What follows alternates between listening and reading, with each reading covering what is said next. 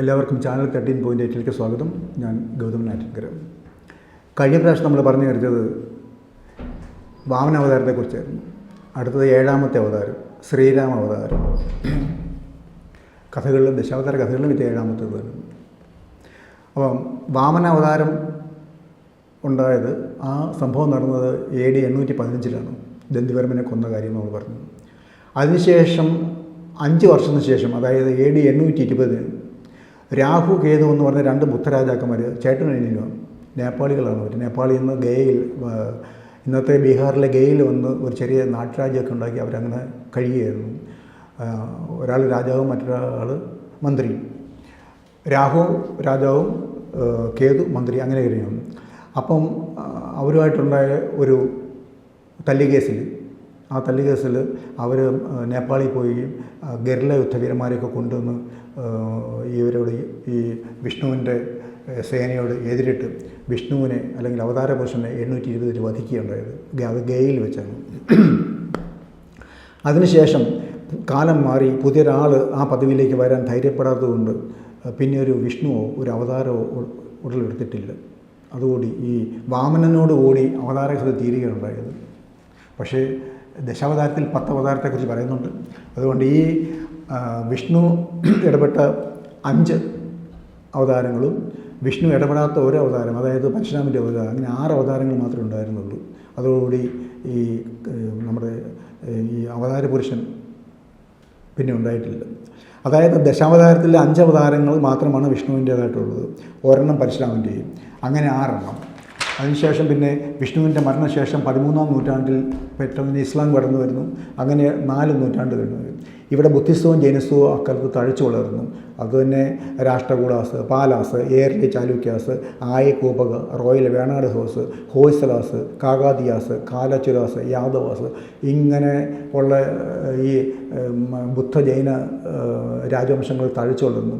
എപ്പോഴൊന്നും ഇവിടെ ഒരു ബ്രാഹ്മണ രാഷ്ട്രങ്ങളോ അല്ലെങ്കിൽ ക്ഷത്രിയ ദേശങ്ങളോ ഒന്നും ഇവിടെ ഉണ്ടായിരുന്നില്ല. അപ്പം ഇവർക്കൊക്കെ പ്രമുഖ ശൈവശക്തികളായ ചോളാസും പരമാരാസും അവരും തഴച്ചു വളർന്നു. അവർക്കും നല്ല സമയമായിരുന്നു.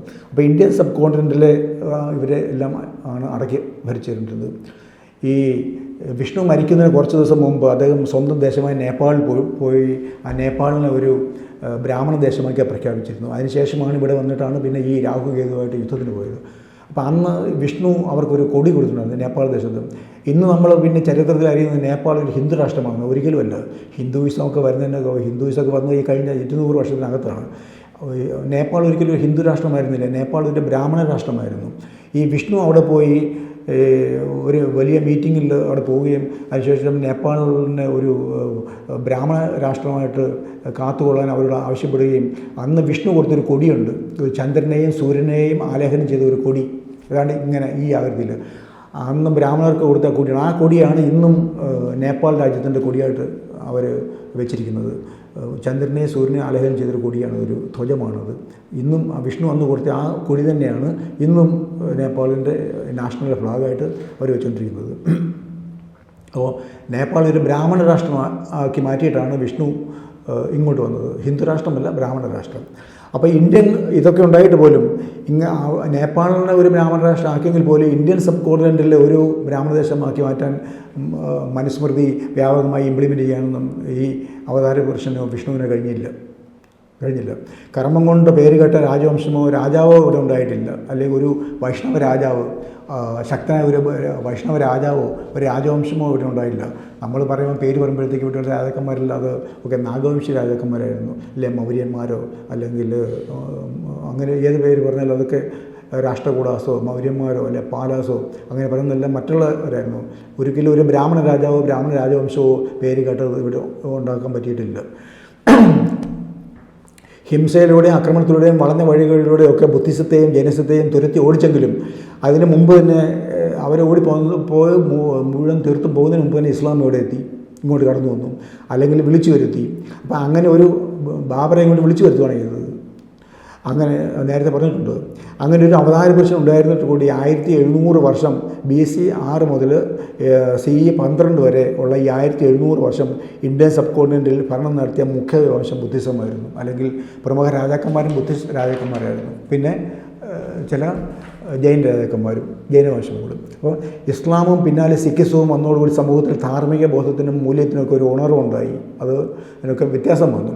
അപ്പോൾ ഈ സമയം ബ്രാഹ്മണിസത്തിൻ്റെ മൂല്യച്യുതികൾ കൊണ്ട് പൊറുതുമുട്ടിയ ബ്രാഹ്മണ്യത്തിന് അടിമകളായിരുന്ന ധാരാളം ജനങ്ങൾ അഭയം തേടിയത് ഇസ്ലാമിലേക്കും സിഖിസത്തിലേക്കുമായിരുന്നു.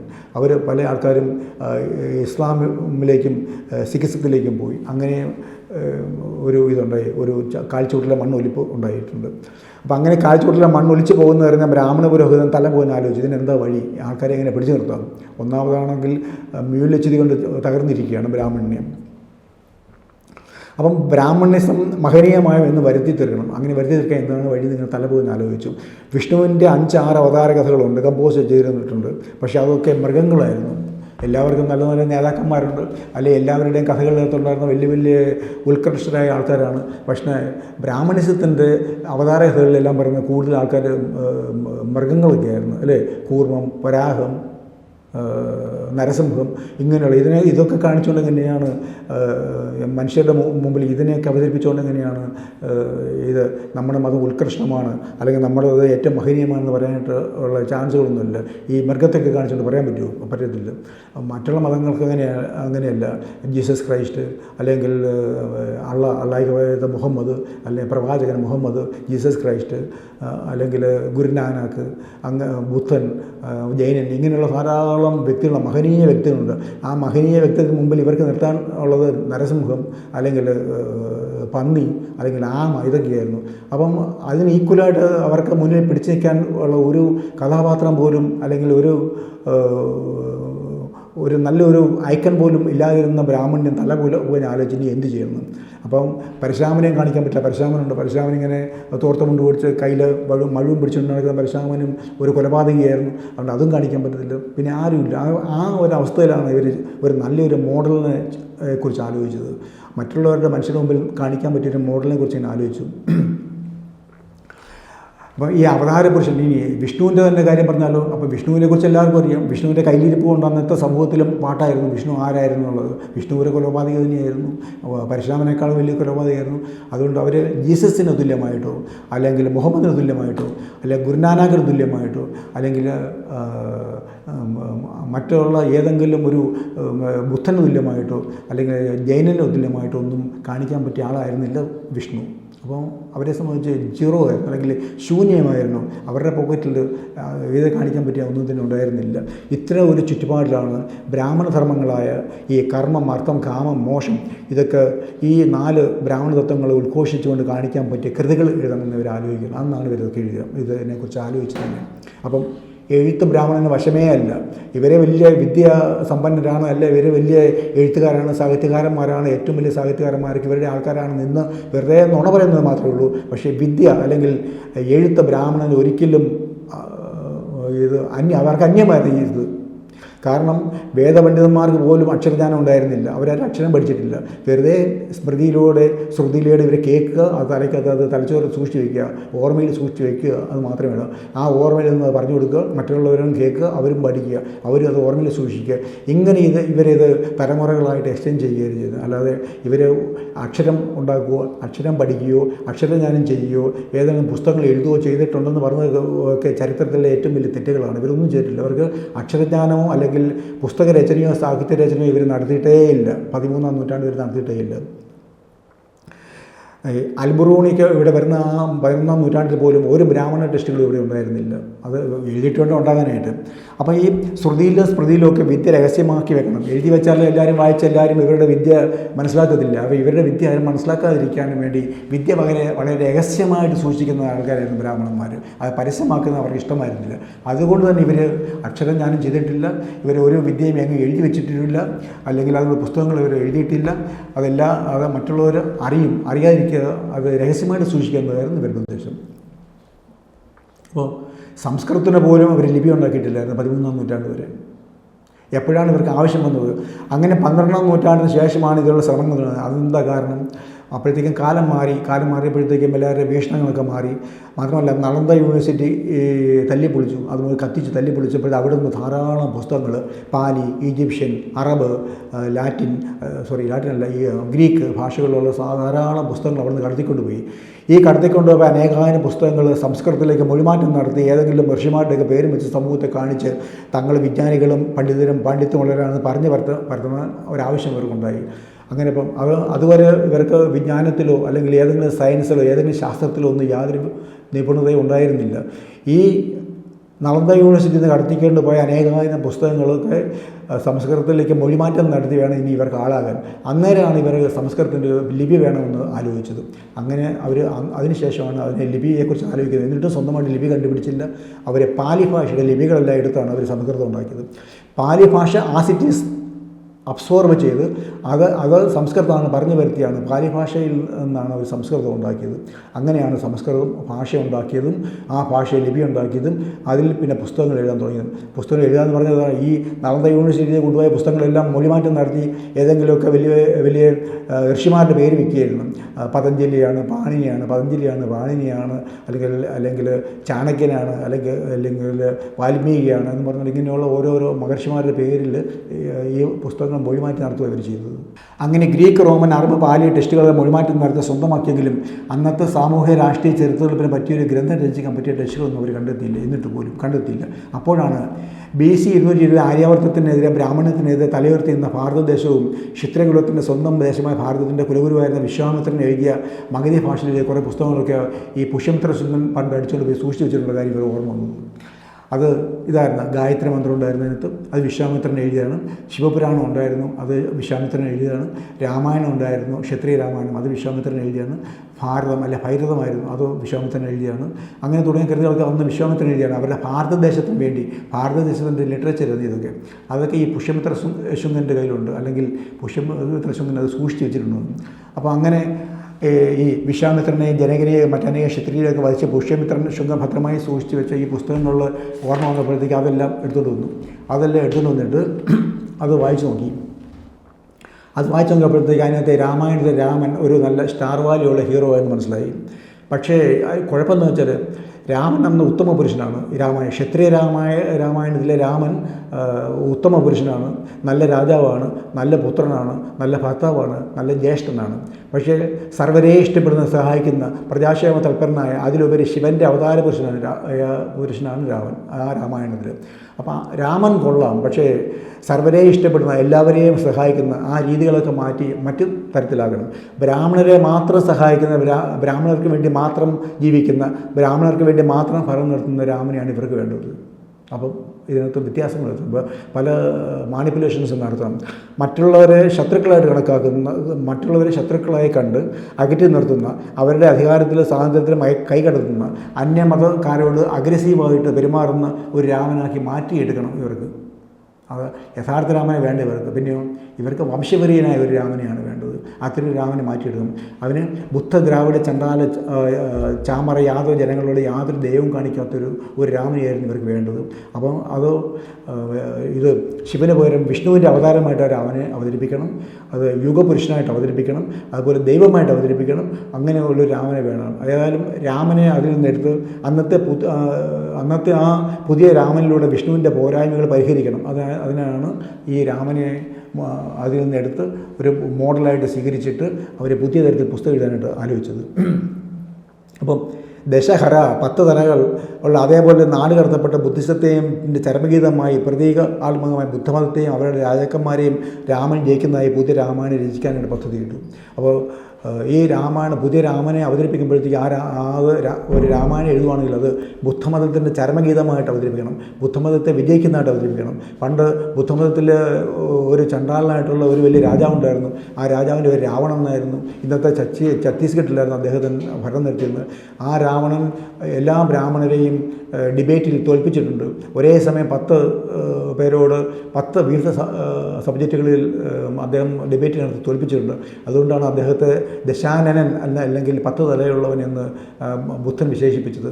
അങ്ങനെ 10 തല അല്ല അത്രയും ബുദ്ധിയും ബോധമുള്ള ഒരു മനുഷ്യനെ അവർക്ക് ഒരിക്കലും വിജയിക്കാൻ കഴിഞ്ഞിട്ടില്ല. അതുകൊണ്ട് ഈ രാമായണം എഴുതുമ്പോൾ അദ്ദേഹത്തെ വിജയിച്ചതായിട്ട് കാണിക്കണം. അതിനാണ് ഈ രാവണനെ 10 തലയുള്ള രാവണനെ രാമായണത്തിൽ അവതരിപ്പിച്ചതും അദ്ദേഹത്തെ വധിക്കുന്നതായിട്ട് കാണിക്കുന്നതും. അദ്ദേഹത്തെ യഥാർത്ഥത്തിൽ വധിക്കാൻ സാധിച്ചിട്ടില്ല, പക്ഷേ പുസ്തകത്തിൽ അദ്ദേഹത്തെ വധിക്കുന്നുണ്ട്. അങ്ങനെയാണ് അവർ സംതൃപ്തി അടയുന്നത് ഈ രാവണനെ വധിച്ച്. അദ്ദേഹത്തെ ഛത്തീസ്ഗഡിലല്ല, അദ്ദേഹത്തെ ലങ്കയിൽ കൊണ്ടുപോയാണ് വധിച്ചത്.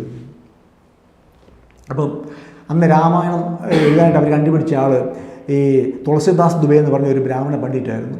ഈ സമയത്ത് അയോധ്യയിലെ ബാബരി മസ്ജിദിൻ്റെ പണി നടക്കുന്ന സമയത്താണ് അദ്ദേഹം. ആ സമയത്തൊക്കെ ഈ കോൺട്രാക്റ്റൊക്കെ ഉണ്ടാക്കുന്ന സമയത്ത് ഇദ്ദേഹത്തിന് 33 വയസ്സോളം പ്രായമുണ്ട് ഈ തുളസിദാസ് ദുബൈക്ക്. അപ്പം ബാബരി മസ്ജിദിൻ്റെ പണികളെല്ലാം നടക്കുന്നത് 1528 മുതൽ 1557 വരെയാണ് ബാബരി മസ്ജിദിൻ്റെ പണി നടക്കുന്നത്. അപ്പോൾ ഈ പണി നടക്കുമ്പോഴൊക്കെ അതിന് ചുറ്റുമൊക്കെ താമസിക്കുന്ന ആൾക്കാരെല്ലാം ബ്രാഹ്മണ കുടുംബങ്ങളായിരുന്നു. അവരെല്ലാം കാണുന്നുണ്ട് ഈ ബാബരി മസ്ജിദ് പണി. അന്നൊന്നും അവർക്ക് യാതൊരു എതിർപ്പുമില്ല. കാരണം അന്ന് രാമൻ തന്നെ ഇല്ല. ഇപ്പോഴാണ് പറയുന്നത് രാമൻ്റെ ക്ഷേത്രത്തിൻ്റെ മേലാണ്, രാമക്ഷേത്രത്തിൻ്റെ മേലാണ് ഈ ബാബരി മസ്ജിദ് പണി തരുന്നത്. അന്ന് ഈ പണിയുന്ന സമയത്തോ അല്ലെങ്കിൽ പണി പുരോഗമിക്കുന്ന സമയത്തൊന്നും അല്ലെങ്കിൽ പണി തീരുന്ന സമയത്ത് പോലും 1557 പണി തീരുന്ന സമയത്ത് പോലും രാമൻ ഉണ്ടായിട്ടില്ല. പിന്നെ എവിടെയാണ് രാമൻ? ക്ഷത്രിയരാമൻ ഉണ്ടായിരുന്നു. ആ രാമനെ ഇന്ന് രാമായണമായിട്ട് ആരും അംഗീകരിക്കുന്നില്ല. ക്ഷത്രിയരാമൻ ഉണ്ടായിരുന്നത് ഒരു കഥാപാത്രം ഉണ്ടായിരുന്നു മാത്രമേ ഉള്ളൂ. അത് ഈ രാമനല്ല, അത് മറ്റൊരു രാമൻ. അത് പ്രജാക്ഷേമ തൽപരനായിട്ട് മറ്റൊരു രാമനായിരുന്നു, അല്ലാതെ ഇന്ന് ഇവർ പറയുന്ന രാമനല്ല. ഇതെല്ലാം കഴിഞ്ഞ് പിന്നീടാണ് രാമായണം എഴുതാനൊക്കെ ഇവരിയിരിക്കുന്നത്. അപ്പം രാമൻ വിഷ്ണുവിൻ്റെ അവതാരം അന്ന് ജനിച്ചിട്ടില്ല. പിന്നെ എങ്ങനെയാണ് പറയുന്നത് ഇത് രാമക്ഷേത്രത്തിൻ്റെ മുകളിലായിരുന്നു? അല്ല, ബുദ്ധക്ഷേത്രത്തിൻ്റെ മുകളിലായിരുന്നു ഈ ബാബരി മസ്ജിദ് പണിത് ചെയ്തത്. അഷ്ടകോൺ, അഷ്ടഭുജാകരം, അല്ല പാലകർ, അഷ്ടദള പത്മം, ഇതൊക്കെ ബുദ്ധിസവുമായിട്ട് ബന്ധപ്പെട്ട ഐക്കൺസാണ്. അതിൻ്റെ മേലെയാണ് പറഞ്ഞത്. അപ്പോൾ ഇന്ന് അവിടെ കുഴിച്ചെടുത്തപ്പോഴേക്കും കണ്ടത് ഈ പറയുന്ന സാധനങ്ങളൊക്കെ കണ്ടത്. അപ്പോഴത്തേക്കും നമ്മുടെ ആർക്കിയോളജി ഡിപ്പാർട്ട്മെൻറ്റിൽ ജോലി ചെയ്ത പൊട്ടന്മാർ പോലും അവിടെ ഉണ്ടായിരുന്നു. അവരും ഇതെല്ലാം കണ്ടിട്ട് പറഞ്ഞു ഇതൊക്കെ ഹിന്ദു ദൈവങ്ങളുടേതായിരുന്നു. അല്ല, ഇതൊക്കെ ബുദ്ധിസവുമായിട്ട് ബന്ധപ്പെട്ടതായിരുന്നു. അപ്പോൾ അങ്ങനെ ബുദ്ധനിർമ്മിതികളുടെ മേലെയാണ് ബാബരി മസ്ജിദ് പണിതത്. അവസാനം പുഷ്യമിത്ര ശുങ്കൻ ഇതര ജനതയെ, പ്രത്യേകിച്ചും ബുദ്ധജനതയെ വെറുപ്പോടും ക്രൂരമായി പീഡിപ്പിച്ച ആദ്യത്തെ ബ്രാഹ്മണ രാജാവിനെ മോഡലായിട്ട് സ്വീകരിച്ചാണ് അയാളുടെ മനുഷ്യത്വവിരുദ്ധ പ്രവൃത്തികളിലേക്ക് വിശ്വാമിത്രൻ്റെ ക്ഷത്രിയ രാമനെ സന്നിവേശിപ്പിച്ചാണ് ഇവർ പുതിയ രാമനെ ഉണ്ടാക്കിയത്. അപ്പം രാമൻ്റെ കഥാപാത്രത്വം ക്ഷത്രിയ രാമായണത്തിൽ നിന്ന് എടുത്തെങ്കിലും ഈ മനുഷ്യത്വവിരുദ്ധമായ പ്രവർത്തനം നടത്തിയ ആദ്യത്തെ ബ്രാഹ്മണ രാജാവ് പുഷ്യമിത്ര ശുങ്കൻ. ആ പുഷ്യമിത്ര ശുങ്കൻ്റെ ആ പ്രവൃത്തികളൊക്കെ മുന്നിൽ നിർത്തിയാണ് ഇവർ രാമനെ കുത്തി ഉണ്ടാക്കിയത്, അല്ലെങ്കിൽ രാമനെ ഉണ്ടാക്കിയെടുത്തത്. അങ്ങനെയാണ് അഗ്രസീവായ ഒരു ശത്രു നിഗ്രഹകനായ രാമനെ ഇവർ വാർത്തെടുക്കുക. ആ രീതിയിലൂടെയാണ്. പുഷ്യമിത്ര ശുങ്കൻ എന്തെല്ലാം തെറ്റുകൾ ചെയ്തിട്ടുണ്ടോ, എന്തെല്ലാം മനുഷ്യത്വവിരുദ്ധമായ പ്രവൃത്തികളുണ്ടോ, അതെല്ലാം രാമായണത്തിൽ അങ്ങനെ എഴുതിയിട്ടുണ്ട്. അദ്ദേഹം ചരിത്രത്തിൽ നടത്തിയ മാനവിക വിരുദ്ധ, സ്ത്രീ വിരുദ്ധ വംശീയത മുഴുവനും രാമായണത്തിലുണ്ട്. അത് പല കഥാസന്ദർഭങ്ങളിൽ രാമായണത്തിൽ അവതരിപ്പിച്ചിട്ടുണ്ട്.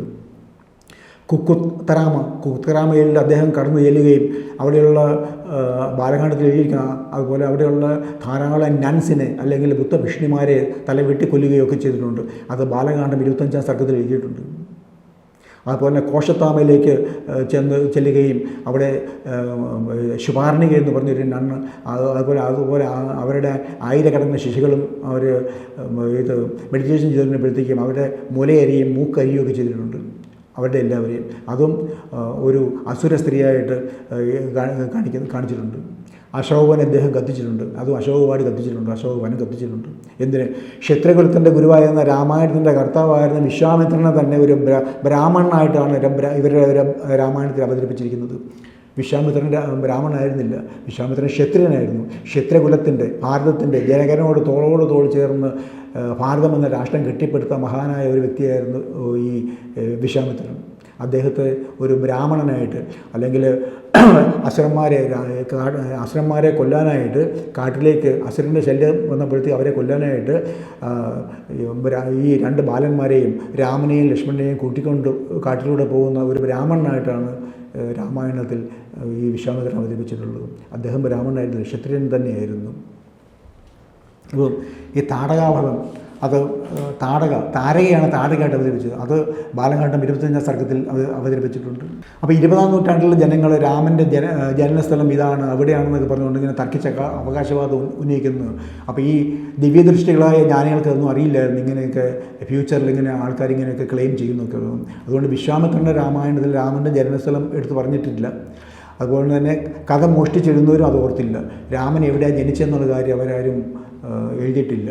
ആക്ച്വലി വിശ്വാമിത്രൻ്റെ കഥ അല്ലെങ്കിൽ ഈ ജനകരാമായണത്തിൻ്റെ ആ കഥ ഇത് അതിൻ്റെ മൂലകഥ തന്നെ ഒരു ബുദ്ധ സാഹിത്യത്തിന് അടിച്ചെടുത്താണ്. ദശരഥ ജാതകം അടിച്ചെടുത്തത്.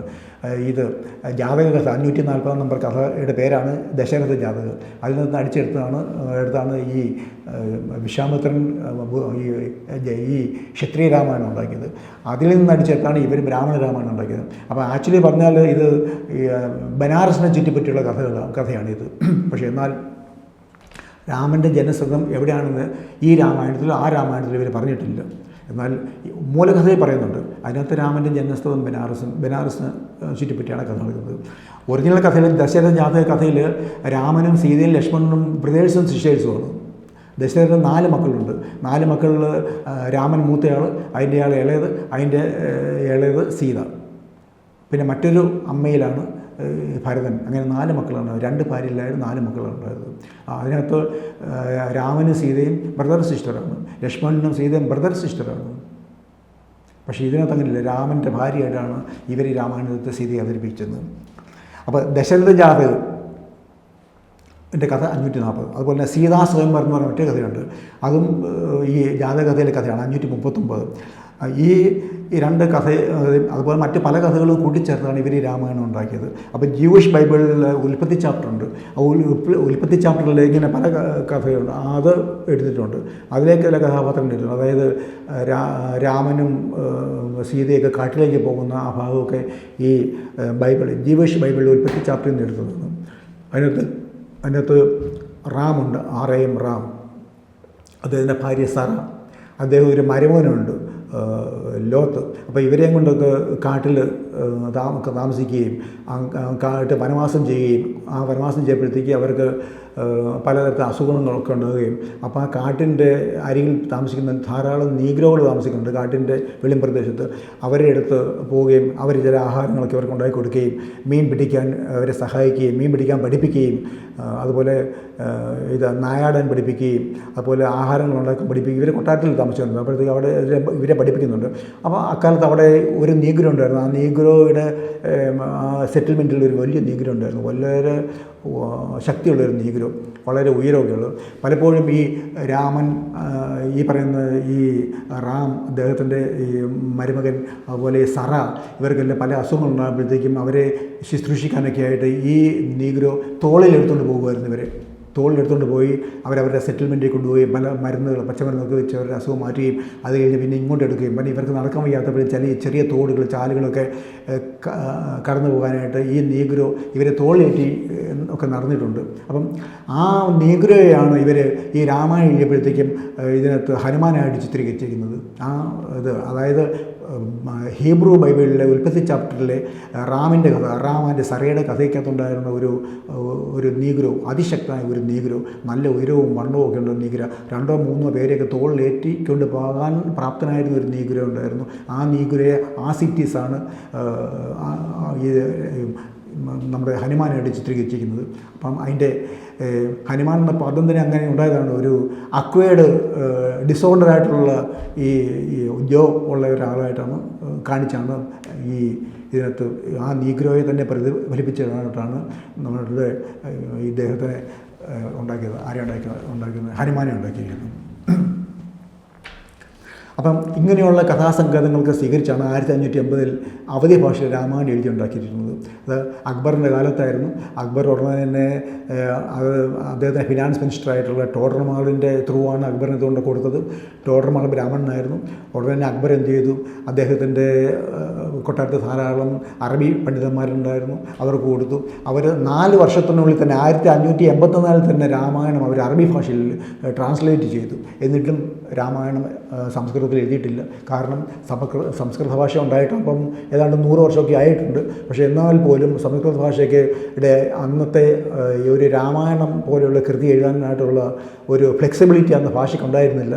അല്ലെങ്കിൽ ഈ തുളസിദാസ് രാമായണം എഴുതിയപ്പോഴത്തേക്കും തുളസിദാസിന് ഈ രാമായണ ഭാഷ സംസാരിക്കുമെങ്കിലും ഈ പുസ്തകം എഴുതാൻ പറ്റിയ ഒരു ഫ്ലെക്സിബിലിറ്റി അന്ന് ഉണ്ടായിരുന്നില്ലാത്തതുകൊണ്ട് അദ്ദേഹം അവർ സംസാരിച്ചുകൊണ്ടിരുന്ന ഈ അവധി ഭാഷയിൽ തന്നെയാണ് രാമായണം എഴുതിയത്. രാമായണത്തിൻ്റെ പറയുന്ന ഭാഷ അത് സംസ്കൃതം തന്നെയാണെങ്കിലും അത് എഴുതിയത് ലിപി അത് അവധി ഭാഷയിലാണ് എഴുതിയത്. പിന്നെ വളരെ കാലത്തിന് ശേഷമാണ് ഈ രാമായണം സംസ്കൃത ലിപിയിലേക്ക് മാറ്റിയത്. അപ്പോൾ അവരങ്ങനെ എഴുതി വെച്ചപ്പോഴത്തേക്കും ഉടനെ അവരെ സന്തോഷിപ്പിക്കാനൊക്കെ ആയിട്ട് നമ്മുടെ അക്ബർ ചക്രവർത്തി എന്ത് ചെയ്തു, സീതാരാമ കോയിനൊക്കെ അടിച്ചിറക്കി സ്വർണ്ണ നാണയങ്ങൾ അടുത്ത് ദേശത്ത് വ്യാപകമാക്കുകയൊക്കെ ചെയ്യുക, അങ്ങനെ സഹായമൊക്കെ ചെയ്തിട്ടുണ്ട്. അപ്പോൾ അക്കാലത്തൊക്കെ ഈ ബ്രാഹ്മണർക്ക് യഥേഷ്ടം അല്ലെങ്കിൽ എല്ലാ തരത്തിലുള്ള സഹായങ്ങളും ഈ അക്ബർ ചെയ്തു കൊടുത്തിട്ടുണ്ട്. ഈ ബ്രാഹ്മണർക്ക് ഏറ്റവും സന്തോഷമായിട്ട് ജീവിച്ച കാലഘട്ടമായിരുന്നു ഈ മുഗൾ കാലഘട്ടം. മുഗൾ കാലഘട്ടത്തെക്കുറിച്ച് നമുക്കറിയാം, വ്യാസനൊക്കെ എന്താ പറഞ്ഞിരിക്കുന്നത്, വ്യാസമുനി പോലും മുഗൾ കാലഘട്ടത്തെക്കുറിച്ച് പറഞ്ഞിരിക്കുന്നത് ശങ്കരാചാര്യരുടെ കുലം എന്നാണ് പറയുന്നത്. ശങ്കരാചാര്യരുടെ ഇത് മുഗൾ കുലം എന്നാണ് പറഞ്ഞിരിക്കുന്നത്, നമ്മൾ നേരത്തെ കണ്ടതാണ്. അപ്പം രാമനെ ഇവർ ശ്രീരാമനാക്കി. ക്ഷത്രിയകുലത്തിൻ്റെ രാജാവായിരുന്നു, അത് ബ്രാഹ്മണ കുലത്തിൻ്റെ ഇതാക്കി. അത് ഹ്യൂമൻ കിങ്ങായിരുന്നു, അല്ലെങ്കിൽ ഈ ഇത് ആദ്യം രാമൻ അത് ഗോഡ് കിങ് ദൈവമാക്കി മാറ്റി. അതുപോലെ ചന്ദ്രവംശമായിരുന്നു അവരുടെ, അത് സൂര്യവംശമാക്കി മാറ്റി. ശിവൻ്റെ അവതാരമായിരുന്നു ഈ ക്ഷത്രിയ രാമായണത്തിലെ ശിവൻ്റെ അവതാരമായിരുന്നു രാമൻ, അത് വിഷ്ണുവിൻ്റെ അവതാരമാക്കി മാറ്റി. അത് വിശാലഹൃദയനായിട്ടുള്ള നല്ലൊരു മനുഷ്യനായിരുന്നു, അത് വംശപര്യനായിട്ട് ഇവർ മാറ്റി. അതുപോലെ ഉത്തമ പുരുഷനായിരുന്നു അവരുടെ രാമൻ, ഇത് അഗ്രസീവായിട്ടുള്ള മനുഷ്യനാക്കി മാറ്റി. അങ്ങനെ രാമനെ തികച്ചും വ്യത്യസ്തമായ ഒരു ഭാവതലത്തിലേക്ക് ഇവർ മാറ്റിയെടുക്കുകയാണ് ഇവരുടെ രാമായണത്തിലൂടെ ചെയ്തത്. അപ്പോൾ ക്ഷത്രിയ രാമായണത്തിൽ വിശ്വാമിത്രൻ്റെ ക്ഷത്രിയ രാമായണത്തിൽ രാമനെ അപേക്ഷിച്ച് തികച്ചും വ്യത്യസ്തമായ മറ്റൊരു രാമനെയാണ് ബ്രാഹ്മണ രാമായണമായ ഈ രാമായണത്തിലേക്ക് ഇവർ മാറ്റിയെടുക്കുകയാണ് ചെയ്തത്. അതുപോലെ അവരുടെ രാമൻ ബ്ലൂ കളറായിരുന്നു. നമ്മൾ ഈ പല പിക്ചറുകൾ നിങ്ങൾ കണ്ടെടുക്കും, ബ്ലൂ കളറിലെ രാമൻ, അത് ക്ഷത്രിയ രാമൻ്റെ രാമായണത്തിലെ രാമനാണ്. അത് ഇവരെന്ത് ചെയ്തു, ഫെയർ കളറിലെ രാമനെ ഉണ്ടാക്കി ഇവിടെ. അങ്ങനെ വിഷ്ണുവിൻ്റെ ജന സമക്ഷം അവതരിപ്പിക്കാൻ വേണ്ടിയാണ്, വിഷ്ണുവിനെ മറ്റുള്ളവരുടെ മുമ്പിൽ അവതരിപ്പിക്കാൻ വേണ്ടിയാണ് ശിവൻ്റെ അവതാരമായിട്ടുള്ള കൂടിയ രാമനെ പിടിച്ചെടുത്തത്. അപ്പോൾ ശ്രീരാമനായി വിഷ്ണുവിൻ്റെ 7ാമത്തെ അവതാരമാക്കി മാറ്റിയത് എന്തിനാണ്? വിഷ്ണുവിന് ഒരു നല്ല എൻറ്റിറ്റി ഉണ്ടാക്കാൻ വേണ്ടിയാണ്, അല്ലേ?